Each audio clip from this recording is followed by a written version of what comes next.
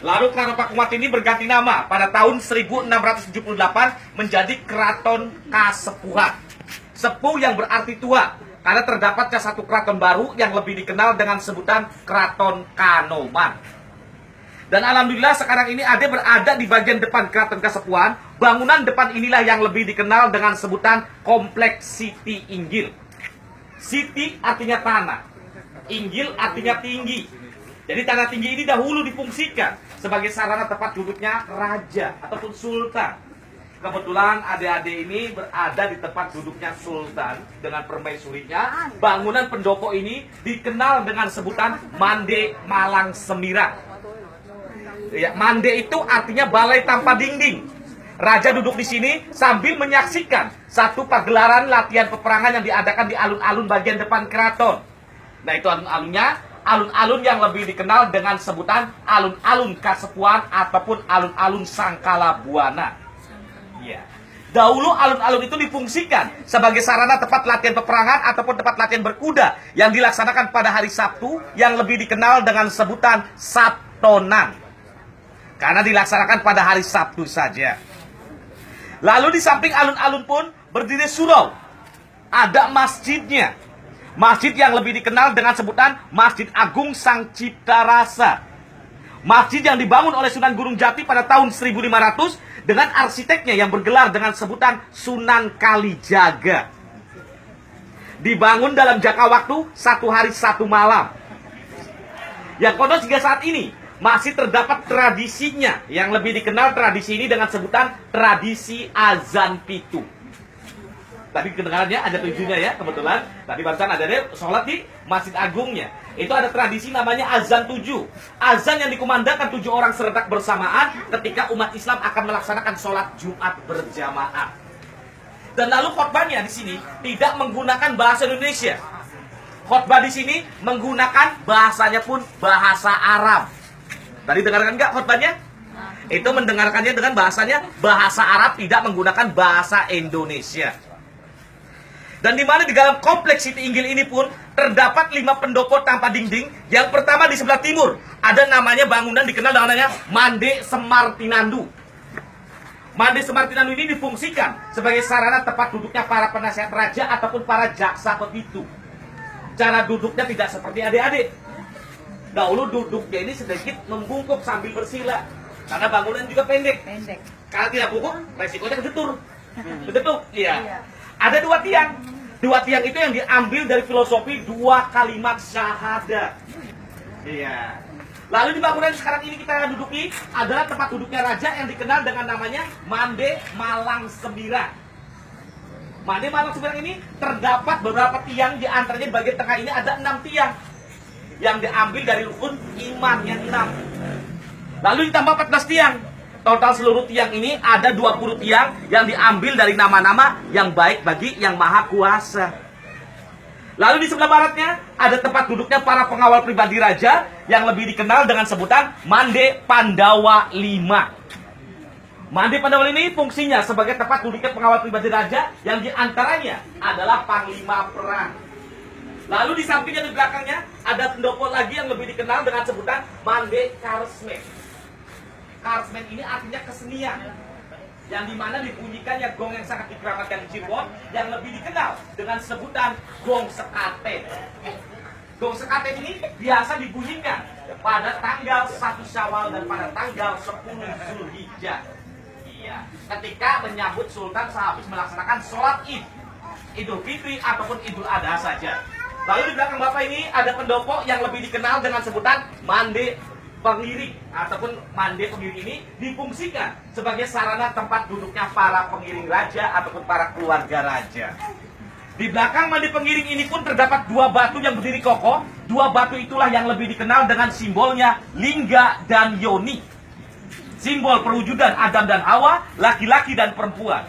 Karena Yoninya ini dahulu difungsikan sebagai sarana tempat alat menumbuk makanan-makanan bumbu khas Cirebon yang lebih dikenal dengan sebutan terasi. Iya, karena Cirebon ini berasal dari bahasa Jawa dan Sunda yang berarti ci itu air dan rebonnya ini artinya udang kecil-kecil. Cirebon berganti nama menjadi Gerage. pada zaman Sunan Gunung Jati. Di sini ada mallnya namanya Mall Grage Mall, ada hotelnya Grage Sangkas. Grage artinya negara yang sangat gede. Karena Cirebon meliputi wilayah kekuasaannya dari Jakarta hingga Banten masuk wilayah kerajaan Cirebon. Untuk wilayah selatan sampai ke daerah Jawa Tengah, Selawi. Dan luas Keraton Kasepuhan ini hingga saat ini mencapai kurang lebih 25 hektar. Berupa dengan para penduduk, tapi untuk keratonnya saja, ini luasnya hanyalah 13 hektar.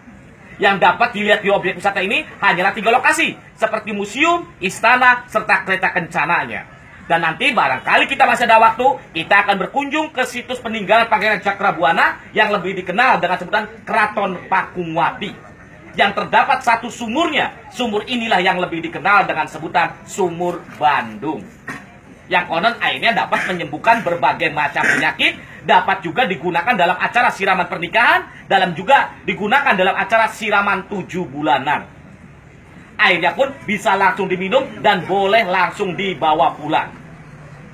Dan hingga saat ini, Keraton Kasepuhan masih diperintah oleh keturunan Sunan Gunung Jati yang ke-14 dengan gelar Sultan Sepuh yang ke-14 ini. Nama beliau adalah Sultan Sepuh Pangeran Raja Adipati Arif Natadiningrat yang berusia kurang lebih 51 tahun.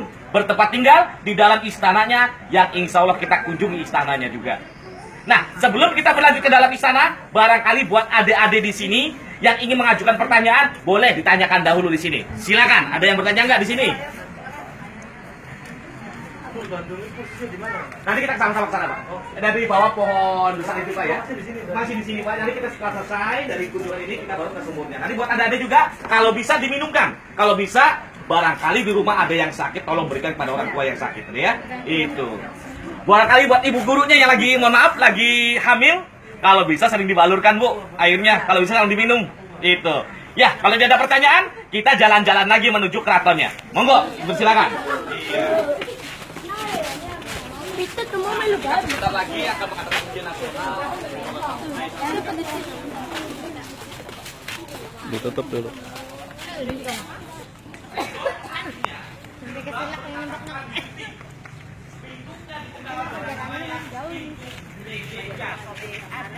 Kenapa dengan gereja? Karena pintu ini dahulu terbuat dari kayu yang konon pintunya apabila dibuka, ini seolah-olah berbunyi dengan gereja. Banyak orang Cirebon yang mengatakan pintu gereja. Bukan pintunya mengatakan pintu gereja, tapi pintunya karena ada roda-roda kecil yang buat bunyi.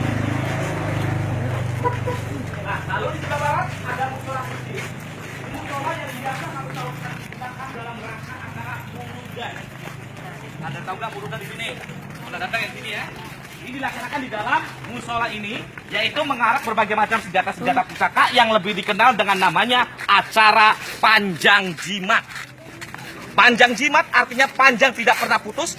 Jimat yaitu satu yang harus diingat, yaitu 2 kalimat syahadat. Jadi umat Islam tidak boleh melupakan 2 kalimat syahadat ini. Nah, kita memasuki pintu regol yang kedua. Di atas ini terdapat gambar, yaitu Sultan Sepuh yang sekarang ini, yang bergelar dengan sebutan PRA Arif Natadiningrat SE. PRA ini adalah Pangeran Raja Adipati Arif Natadiningrat SE, sarjana ekonomi. Yuk, kita masuk ke dalam pintu regol yang kedua. Kita ke sebelah kanan dahulu.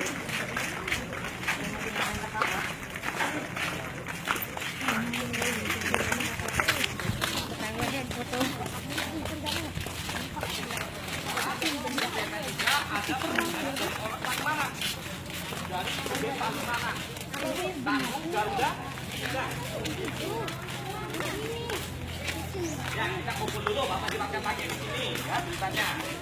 Di sini kita memasuki, di depan kita ini ada Istana Sunan Gunung Jati. Di depannya terdapat satu taman. Ada taman ini yang lebih dikenal dengan sebutan Taman Bundaran Dewan Daru. Taman ini di tengahnya terdapat 2 patung macan putih yang merupakan simbol bahwa Cirebon ini adalah penerus dari kerajaan Pajajaran, cucu dari Prabu Siliwangi. Taman ini dikenal sebagai Taman Bundaran Dewan Daru karena terdapat satu pohon yang lebih dikenal pohon Dewan Daru bentuknya seperti ini, yang usia pohon ini mencapai di atas 100 tahun lebih. Ini yang ini, Pak, ya, yang seperti tua, yang seperti mati.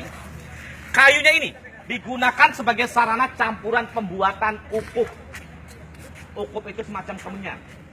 Tahu kemenyan ya? Ada yang wangi itu ya.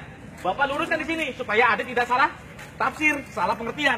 Bahwa kemenyan ini fungsinya yang pertama bukan semata-mata untuk pemanggilan jin, bukan untuk pemanggilan kuntilanak, tidak, pemanggilan gaib, tidak.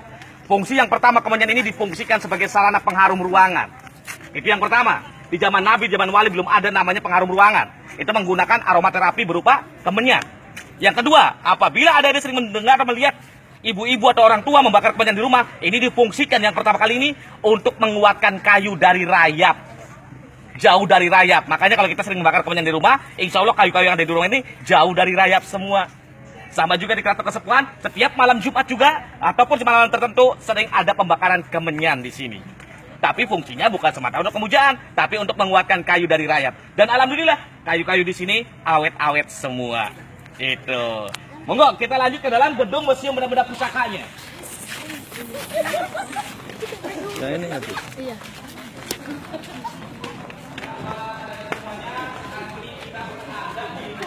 Benda-benda pusaka di depan adik-adik ini terdapat perangkat gamelan. Ada gamelan Gedung dari Banten. Gamelan ini yang dibawa langsung oleh salah satu istri Sunan Gunung Jati yang bergelar dengan sebutan Nimas Ayu Kawung Anten. Yang menikah dengan Sunan Gunung Jati menurunkan seorang raja yang lebih dikenal dengan sebutan Sultan Maulana Hasanuddin. Di sampingnya ada rebana peninggalan Sunan Kalijaga, dan Sunan Kalijaga ini seorang wali, tapi dia seorang seniman karena beliau pernah menciptakan lagu dengan lagu judulnya Lir Ilir. Ada yang tahu ya Lir Ilir ya? Kodok ngorek, lagu Ling Suring ini ada cipta-cipta dari Sunan Kalijaga. Di antara gamelan-gamelan ini yang masih dipergunakan adalah gamelan yang paling ujung yang lebih dikenal dengan gamelan sekaten. Ini gamelan yang biasa ini dibunyikan untuk menyambut sultan sehabis melaksanakan sholat Id, Idul Fitri ataupun Idul Adha saja. Lalu di atas ini ada silsilah. Silsilah Sunan Gunung Jati yang diambil dari garis ayah dan garis ibu. Sunan Gunung Jati dari garis ayah merupakan putra dari seorang raja atau gubernur dari Mesir yang bergelar ayahandanya ini dengan sebutan Sarif Muhammad Abdullah. Sarif Abdullah kalau menarik benar ke atas, nasabnya jatuh sampai ke Said Husain bin Abi Thalib yang merupakan cucu dari Nabi Muhammad Sallallahu Alaihi Wasallam. Karena Sunan Gunung Jati ini keturunan Nabi yang ke-22. Dari garis ibu, Sunan Gunung Jati ini adalah keturunan dari Sunda, cucu dari Prabu Siliwangi. Kalau menarik benar ke atas, nasabnya jatuh sampai ke Maharaja Galupakuan atau Maharaja Adimulya atau Prabu Ciumwanara. Dari Sunan Gunung Jati menurunkan Raja dari Cibon, raja sekalian masih hidup dengan gelarnya bernama PRA Arif Mata Diningrat SE, Sultan Sepuh yang ke-14, generasi ke-19 dari Sunan Gunung Jati yang berusia 51 tahun. Tapi ketika raja-raja Cirebon ini meninggal dan keturunannya meninggal, ini akan dimakamkannya ini dikenal dengan namanya Astana Gunung Jati. Jadi pemakaman Sunan Gunung Jati dikenal namanya Astana. Kalau tempat tinggalnya namanya Istana. Itu. Nah, kita lanjut ke depan. Kita lihat alat-alat di sini. Di alat-alat di sini ada alat yang dikenal dengan namanya ani-ani. Ada yang tahu nggak ani? Tahu. Apa coba ani-ani itu? Buat motong padi. Betul Bapak. Buat alat memotong padi dalam bahasa Sunda dikenal dengan namanya eten. Gelas VOC, peti jamu, ada jantungan alat mengirimkan surat, tempat lilin kristal dari negeri Perancis dan 1938, replika lumbung padi yang terbuat dari kepengen uang logam zaman Cina. Di atas naga tunggul wulung, simbol penghormatan kepada Dewi Sri, Dewi Pertanian, dan di bawah ini seperangkat perhiasan pengantin untuk putra dan putri raja. Di bawah gelas hitam mulia dari Turki. Kalau di samping ini ada baju perang, baju harnas, baju jira, yang lebih dikenal baju ini dengan sebutan anti peluru, rompi peluru. Dan berat satu baju ini beratnya mencapai kurang lebih 4-5 kilo. Ini hasil rampasan dari bangsa Portugis. Dan ini sejarah buat adik-adik pelajar. Ini yang merampasnya ini adalah menantu Sunan Gunung Jati yang bergelar dengan sebutan Fatahila. Biasanya di pelajaran-pelajaran sekolah, Fatahila ini identik dengan namanya Sunan Gunung Jati. Itu berbeda sebetulnya. Fatahila ini adalah menantu Sunan Gunung Jati yang merebut Sunda Kelapa. Beliau mendapat gelar dengan gelarnya Pangeran Jayakarta. Kotanya dikenal sekarang ini dengan sebut kota Jakarta. Itu. Nah, di samping ini ada tempat jamu peninggalan dari Putri Ongginio, salah satu istri Sunan Gunung Jati. Lalu di samping ini ada tempat jamu juga dan ada kaca untuk berhias. Cuma sayang cerminnya tidak ada lagi. Ini cerminnya pecah karena usianya sudah mencapai di atas 600 tahun. Lalu aneka keramik dari Cina di bawahnya ini ada keris-keris peninggalan dari masyarakat yang tidak mampu merawatnya. Di antara keris ini ada keris yang sangat dikeramatkan juga di tanah Cirebon. Paling tengah ini Pak, Ibu, Ade ya. Ini keris yang lebih dikenal dengan namanya keris brojol. Yang konon keris ini bisa melancarkan dalam prosesi persalinan. Pak, gimana caranya Pak? Keris ini diambil, dicuci dahulu, setelah dicuci diambil airnya, konon dibalut kepada orang lagi hamil 7 bulan. Ketika kelahiran konon akan ngebrojol, tidak ada halangannya. Sama juga dalam orang Arab dikenal namanya rumput Fatimah. Tapi sebagai umat Islam pun kita tidak boleh percaya kepada benda-benda seperti ini, syariat saja. Makrifatnya kita kembali kepada Allah ya.